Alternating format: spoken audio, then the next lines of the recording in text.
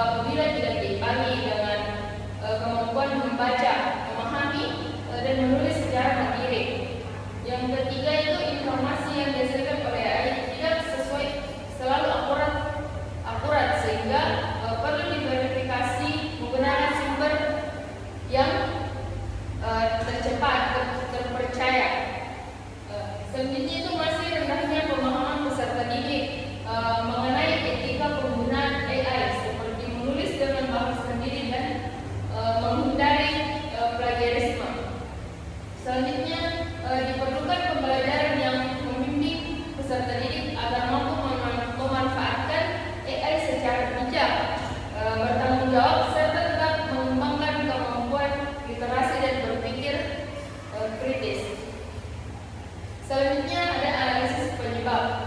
Yang pertama, kemudahan akses terhadap AI membuat peserta didik cenderung mengandalkan hasil yang diberikan tanpa melalui proses membaca, memahami, dan menganalisis informasi secara mandiri.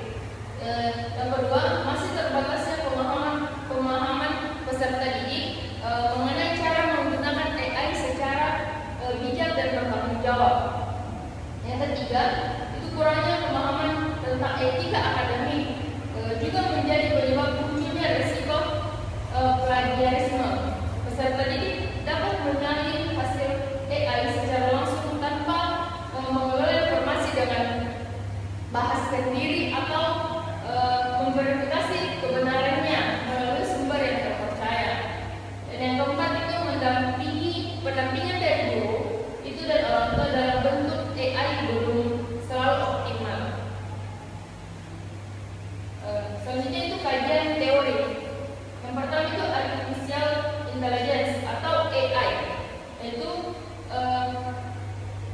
AI atau kecerdasan buatan adalah teknologi yang memungkinkan komputer atau aplikasi meniru kemampuan berpikir manusia seperti memahami informasi, menjawab pertanyaan, dan membantu menyelesaikan berbagai tugas. Dalam pendidikan, AI berperan sebagai alat bantu untuk mendukung proses belajar, bukan menggantikan peran peserta didik maupun guru. Yang kedua itu literasi. Literasi adalah kemampuan membaca, memahami, menganalisis, menulis, dan mengomunikasikan informasi secara efektif. Yang ketiga itu peran AI dalam tugas literasi, yaitu AI dapat dimanfaatkan untuk mencari informasi, menjelaskan materi, membuat keterangan tulisan, dan merangkum bacaan serta memperbaiki ejaan dan tata bahasa. Kita masuk ke materi alternatif solusi. Menggunakan AI sebagai alat bantu belajar, bukan sebagai pengganti proses berpikir. Yang kedua, memverifikasi informasi yang diperoleh dari AI dengan buku atau sumber terpercaya. Yang ketiga, menulis kembali hasil yang diperoleh dari AI menggunakan bahasa sendiri untuk menghindari plagiarisme. Yang keempat, meningkatkan bimbingan dari guru dan orang tua mengenai penggunaan AI yang bijak dan bertanggung jawab. Yang kelima, melatih kemampuan membaca, menulis, dan berpikir kritis melalui kegiatan literasi secara rutin. Kita masuk ke materi solusi terbaik. Solusi terbaik dalam penggunaan artificial intelligence AI pada tugas literasi adalah memanfaatkan AI sebagai alat bantu belajar, bukan sebagai pengganti proses berpikir.